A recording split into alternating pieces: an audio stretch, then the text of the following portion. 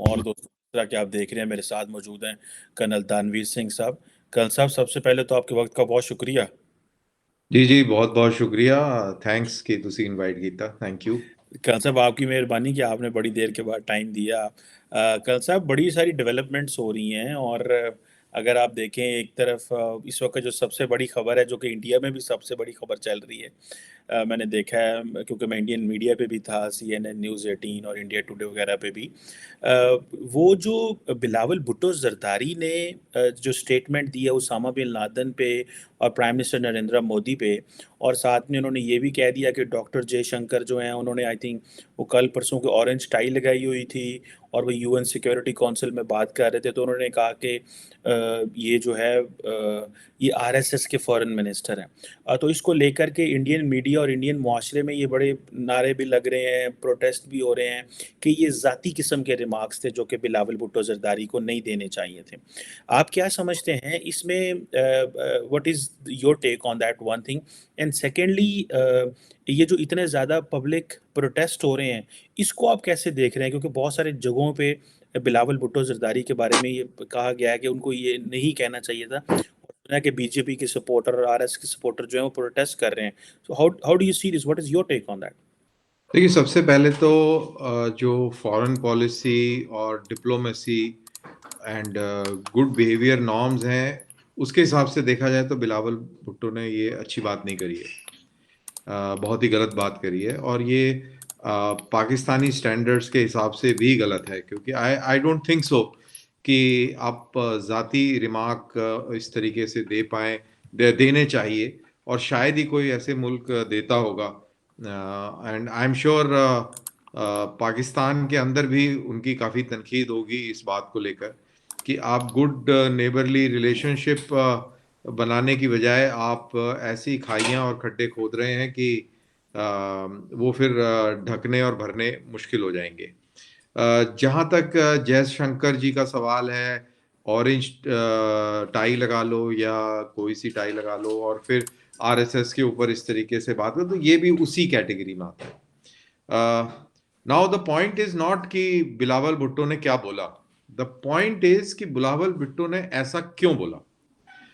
मेरी अंडरस्टैंडिंग के मुताबिक जो मेरे को समझ में आया है वो ये है कि Bilawal Bhutto was unable to defend Osama bin Laden remark, और अब वो एकदम से फंसा सा महसूस कर रहे थे। और जिस तरीके से जयशंकर ने पिछले कई सारे महीनों से एक एक रेगुलर तरीके से पाकिस्तान को टेररिज्म के हवाले से अलग अलग इंटरनेशनल फोरम में घेरना शुरू किया है, कहीं ना कहीं पाकिस्तानी इस्टेब्लिशमेंट में वो फ्रस्ट्रेशन था, और ये फ्रस्ट्रेशन का इजहार हो गया।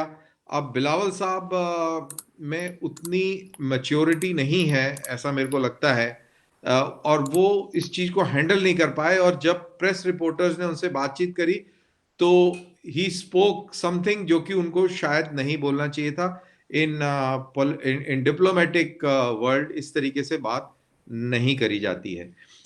दूसरी चीज मुझे ये लगती है कि पाकिस्तान के अंदर एक बहुत ही सीरियस क्राइसिस अफगानिस्तान बॉर्डर पे है, ड्यूरेंट लाइन पे है, और वो जो क्राइसिस है उसके ऊपर भी मैं देख रहा हूँ पाकिस्तानी मीडिया में, और अदरवाइज मैं डॉन न्यूज़पेपर की वेबसाइट भी देखता हूँ, वहाँ पर कोई डिस्कशन, कोई जिक्र नहीं है, जबकि ये इतनी सीरियस मैटर है कि अगर ये पाकिस्तान ने ढंग से हैंडल नहीं किया तो पूरे मुल्क में एक बहुत ही खतरनाक सी सिचुएशन पैदा हो सकती है।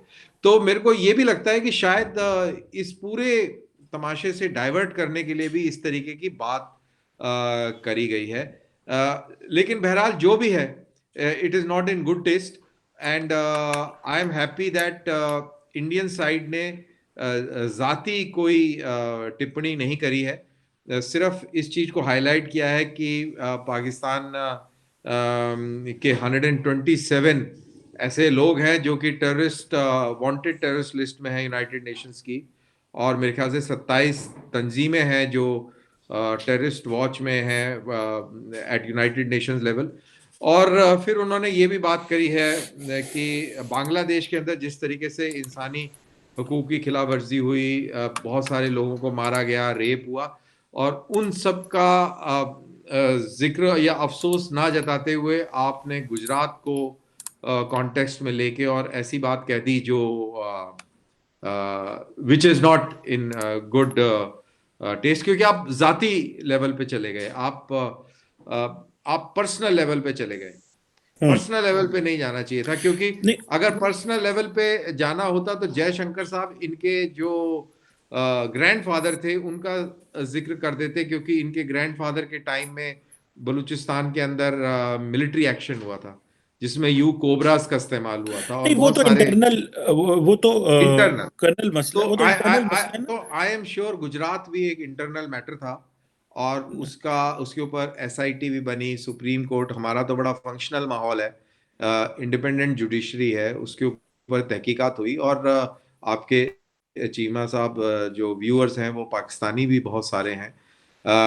इनफैक्ट गुजरात का एक इकलौता राइट है पूरे इंडियन हिस्ट्री में जिसमें पुलिस की गोलियों का शिकार जो राइटर्स थे, in this case majority community, उसके लोग मारे गए हैं, नहीं, बहुत बड़ी वो तादाद में ये मारे गए। चीज गुजरात का जो वाकया है करण साहब, वो बिलावल भुट्टो जरदारी ने जो रेफरेंस दिया है, वो जब ये इंटरनेशनलाइज हुआ, जब अमेरिका ने ये डिसाइड किया कि हमें इनको वीज़ा नहीं देना चाहिए वहाँ पे जाके। अच्छा, इसके साथ साथ मैं एक पॉइंट भी करूँगा, यहाँ से वो मसला इंटरनेशनलाइज होता है। बिकॉज देखें, अगर एक चीफ मिनिस्टर, इंडिया की इतनी बड़ी स्टेट के चीफ मिनिस्टर, उसको वीज़ा ना दिया जाए, that was the point basically which Bilawal Bhutto was referring, one thing. Second, ये बताइएगा कि ये इसलिए तो नहीं डॉक्टर जयशंकर थोड़ा फील किया, पैनिक में भी थे, एक सवाल भी हुआ जब किसी ने किया कि इंडिया पाकिस्तान में दहशतगर्दी करा रहा है, पाकिस्तान इंडिया में जो कश्मीर में जो उस वक्त मुजाहिदीन भेज रहा है, इस तरह के सवाल हुए। तो इस वजह से भी लगता है कि डॉक्टर जयशंकर पैनिक हुए। एक सवाल और बताइएगा, हिना रबानी, मैंने हिना रबानी खर ने, आप बोलना सॉरी, चाहते हैं बोलें या मैं सवाल कर लूँ? कर लें आप।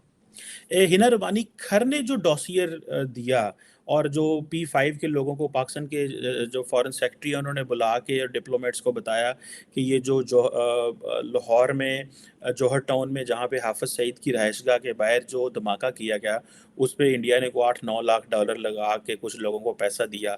उसकी वजह पे भी डॉक्टर जयशंकर ने कहा कि जी वो कुछ स्टेटमेंट्स दी। तो इसको भी आप कैसे देखते हैं? हिना रबानी खर का जो सवाल है, ये भी वॉशिंगटन में डॉक्टर जयशंकर से पूछा गया। आप पीछे से कंटिन्यू करके ये भी बता सकते हैं जी करण साहब। जी, ये पॉइंट पाकिस्तान की तरफ से आया है कि इंडिया की रॉ का हवाला देते हुए कि हाफिज सईद के ऊपर हमला करने की कोशिश करी गई लाहौर के जौहर टाउन में, और पाकिस्तानी इस्टेब्लिशमेंट और Pakistani foreign affairs, foreign ministry के हवाले से कि भाई उनके पास में कोई एविडेंस वगैरह है।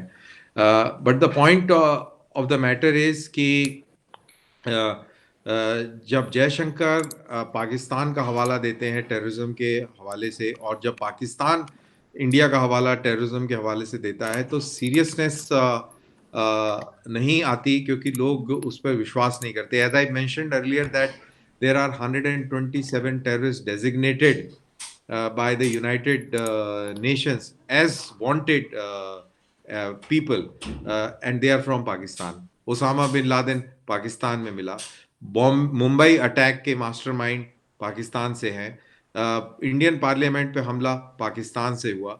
तो उस चीज को आप इक्वेट नहीं कर सकते, कंपेयर नहीं कर सकते। और ये जो डोजियर जो बनाया है, ऐसे डोजियर हमने भी आपको काफी पेश किए हैं, और तो वो एक अलग इशू है, लेकिन उसकी क्या क्रेडिबिलिटी है? क्रेडिबिलिटी इंटरनेशनल कम्युनिटी दूसरे तरीके से देखती है।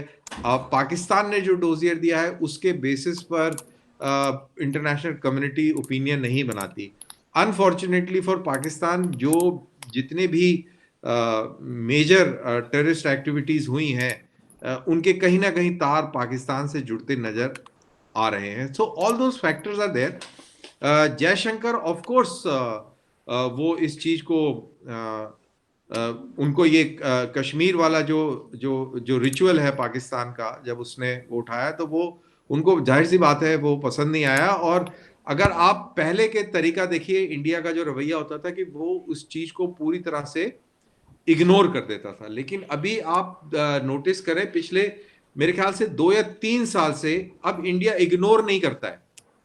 अब इंडिया उसका जवाब देता है अपने यूएन के स्पोक्स पर्सन और रिप्रेजेंटेटिव्स के माध्यम से। लेकिन अभी ये policy at prime minister level अभी भी ये बरकरार है। पाकिस्तान के प्राइम मिनिस्टर हमेशा कश्मीर की बात करते हैं यूनाइटेड नेशन के प्लेटफॉर्म पर, लेकिन इंडियन प्राइम मिनिस्टर कभी भी पाकिस्तान का भी जिक्र नहीं करते। तो ये एक पॉलिसी है, और अब इस पॉलिसी में धीरे धीरे शिफ्ट आ रहा है, और ये शिफ्ट का नतीजा है कि आप देख रहे हैं कि कैसे जयशंकर जो हैं वो आर्ग्यूमेंट दे रहे हैं, क्या बात कर रहे हैं। अच्छा कल साहब ये बताइएगा कि आपने कहा कि ये जो इंडिया के प्राइम मिनिस्टर है वो भी पाकिस्तान की बात नहीं करते। इंडिया के प्राइम मिनिस्टर तो चाइना की बात भी नहीं करते। कभी उनके मुंह से चाइना का लफ्ज नहीं सुना। जरा सुनिएगा बात। वो तो बिल्कुल बिल्कुल, आप वो सही कह रहे हैं। उनकी मतलब पाकिस्तान, इसका मतलब ये है ये पाकिस्तान की जो पॉलिसी की आप बात कर रहे हैं, ये तो कोई पॉलिसी नहीं हुई कि ना अमेरिका की बात करनी है, ना चीन की करनी है, ना पाकिस्तान की करनी है, किसी की करनी नहीं है। और मुझे तो ये भी पता चला है कि पिछले 8 साल से मोदी साहब ने कभी किसी प्रेस कॉन्फ्रेंस भी नहीं की उन्होंने। वो तो एक सुना कि प्लांटेड सा इंटरव्यू करवाते हैं, एक बंदा बुलाते हैं, उसको सवाल जवाब पहले तैयार होते हैं और वो इंटरव्यू करते हैं। ये एक दो बातें बताइएगा।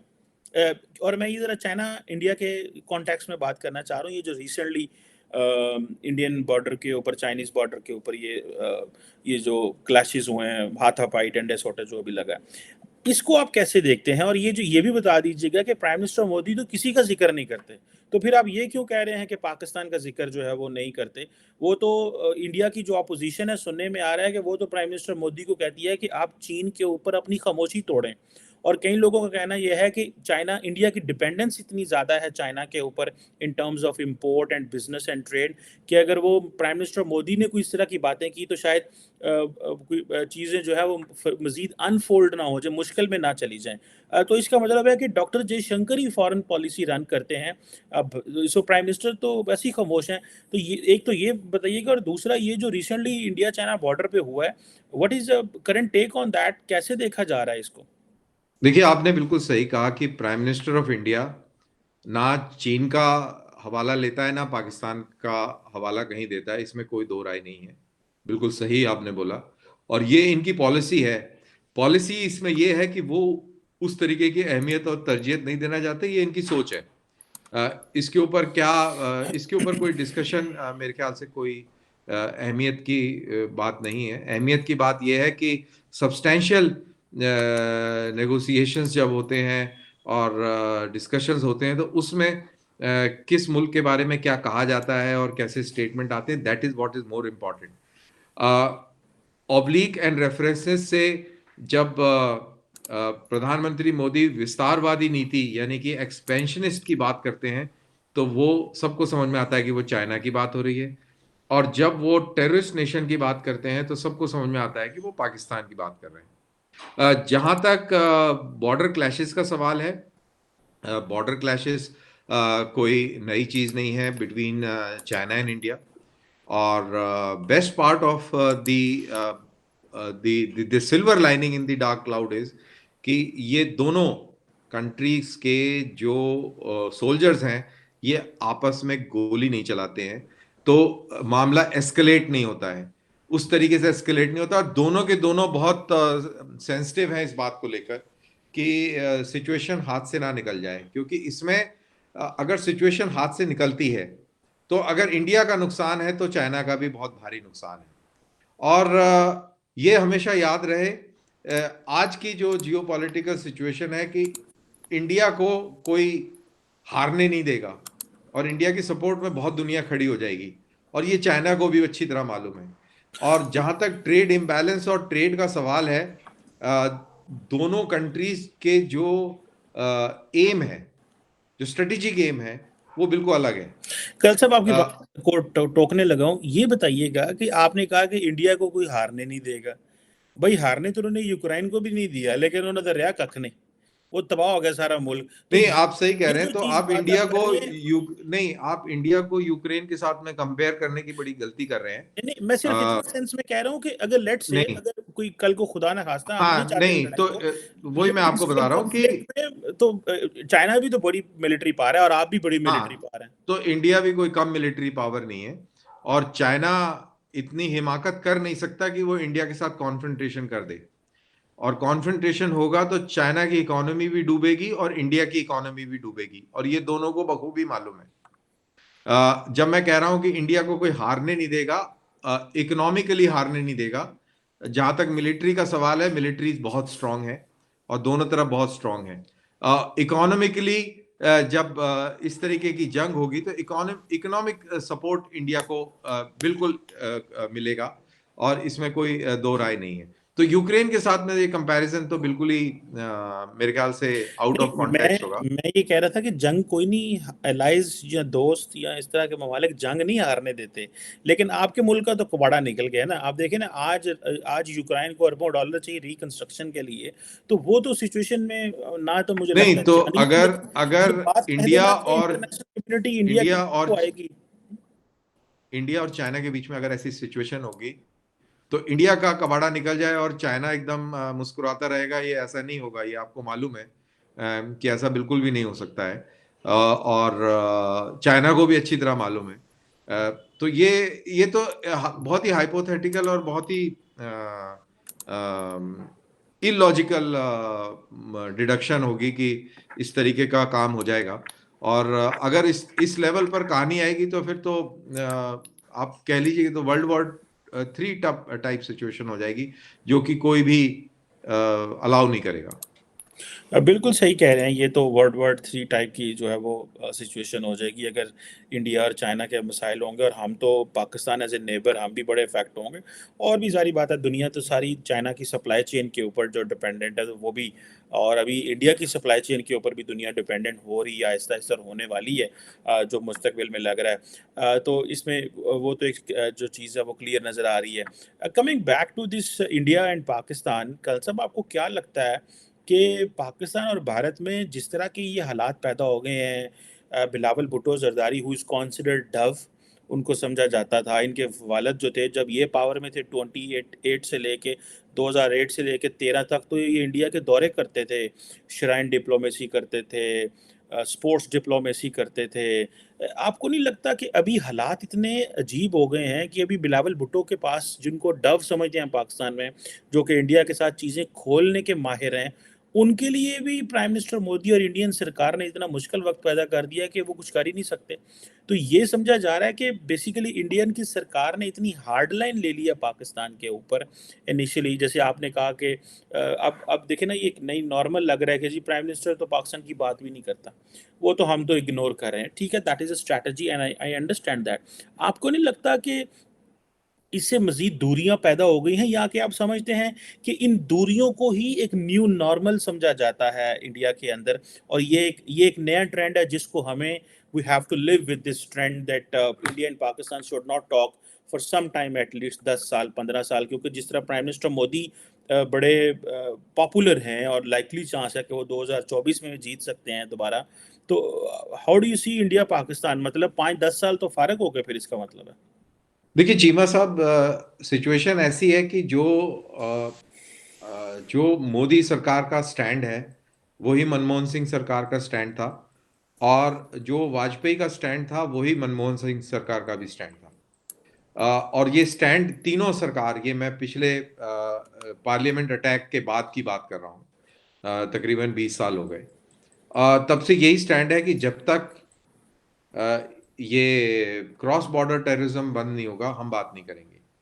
और अगली सरकार किसी की भी आ जाए, ये कंटिन्यू रहेगा, और इसका प्रेशर अब और ज़्यादा मजीद बिल्डअप होगा और करा जाएगा। उसका रीज़न ये है कि पाकिस्तान और इंडिया के बीच में इस तरीके का डिफरेंशियल पैदा हो गया है कि अब इंडिया के पास में मनूवर स्पेस बढ़ गया है और पाकिस्तान का मनूवर स्पेस श्रिंक हो गया है। और पाकिस्तान को भी अभी ड्राइंग बोर्ड पर जाना पड़ेगा और उसको ये टेररिज्म की जो स्टेट पॉलिसी है इसको at the end of the day छोड़ना पड़ेगा।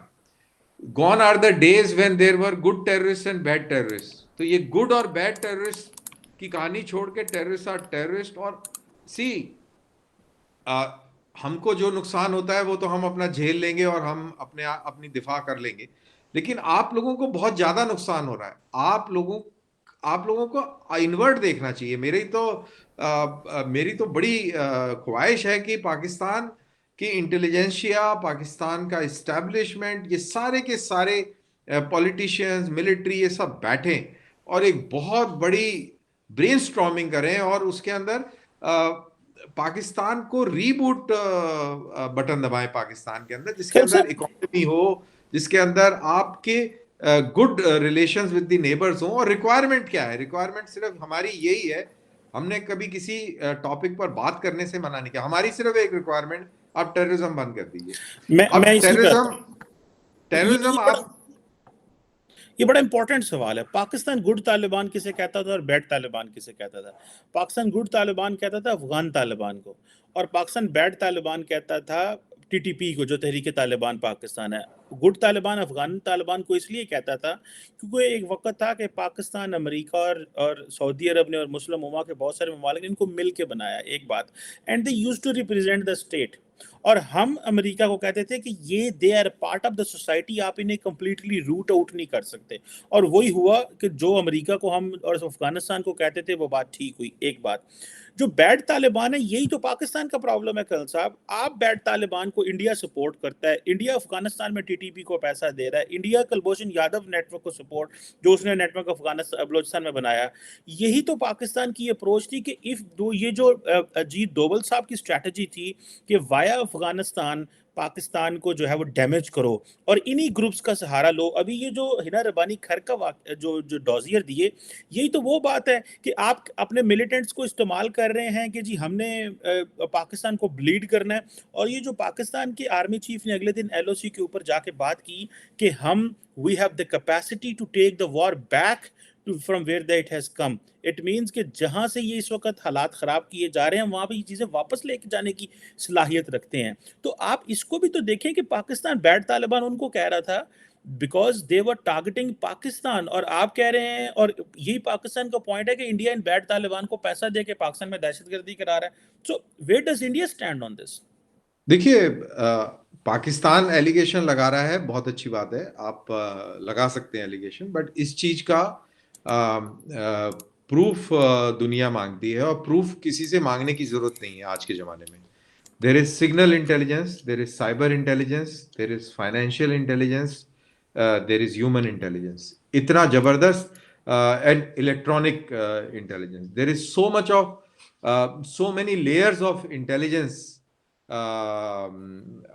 that is available, और उसके एनालिसिस से बहुत सारी चीजें पता लग जाती हैं। इंडिया के ऊपर एलिगेशन लगता था कि गनी सरकार जब थी तो इंडिया बहुत बलूचिस्तान में और टीटीपी को सपोर्ट कर रहा था। अब इंडिया वहां नहीं है। अब आप लोगों की ही एक सरकार है, आप लोग वहां पे चाय भी पीने गए, जनरल फैज हमीद साहब और आर बॉयज, साडे मुंडे,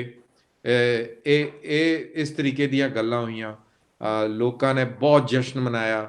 ਤੇ ਇਹ ਤੁਹਾਡੇ शेख रशीद साहब ने ये किया सीगा कि तालिबान वालों की फैमिलीज जो है इस्लामाबाद के सब आसपास रहती हैं।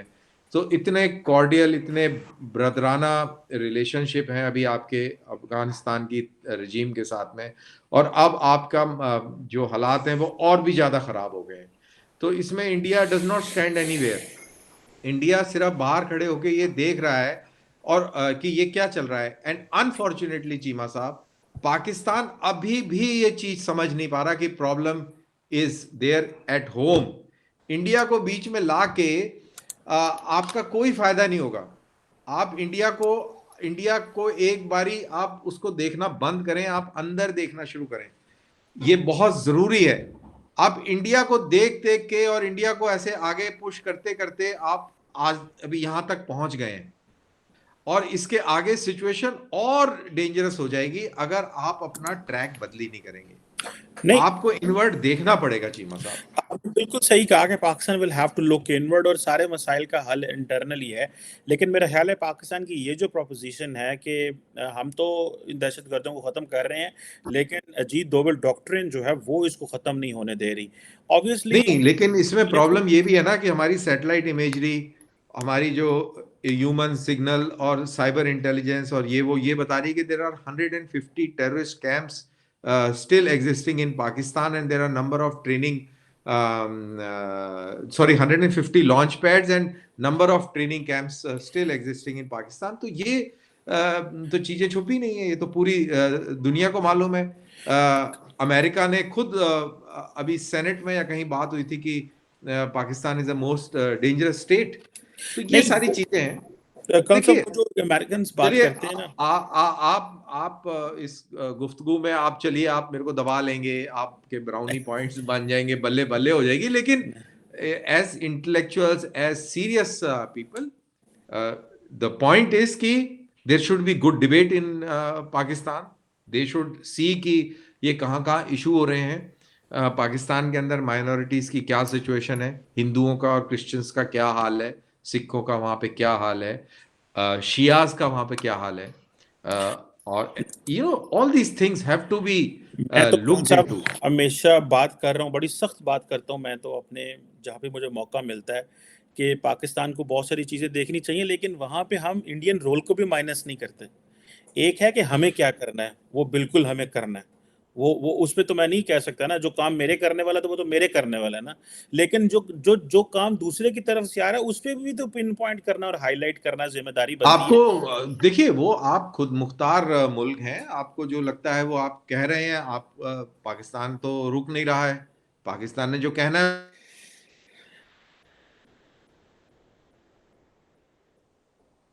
है वो आप पर फ्री कंट्री आप कह सकते हैं। बात वो नहीं है। मोदी को गाली निकालना, इंडिया को बोलना, एंटी हिंदू बातें करना और नफरतों वाली बातें करना, that's fine, that may suit your country's policy. But मेरा पॉइंट सिर्फ यही है कि आप इनवर्ट देखें, आप अंदर इंटरनल डिबेट्स करें and come out as a solution, keeping Pakistan in the centre.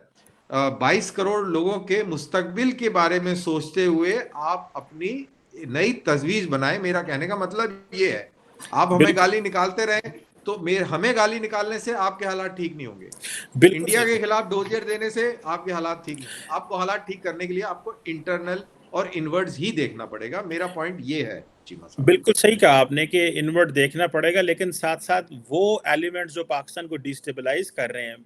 पहली बात तो ये है कि मेरी आदत है, मैं समझता हूँ कि बजाय इसके कि हम अगले को ब्लेम करें, अपनी चीज़ें मेंटेन करें पहले। सो जिन लोगों ने हमला किया उनको पहले प्रीएम्प्ट पकड़ें, बजाय इसके कि बाद में हम बताते रहें कि उसने क्या-क्या किया। एक तो ये चीज़ है।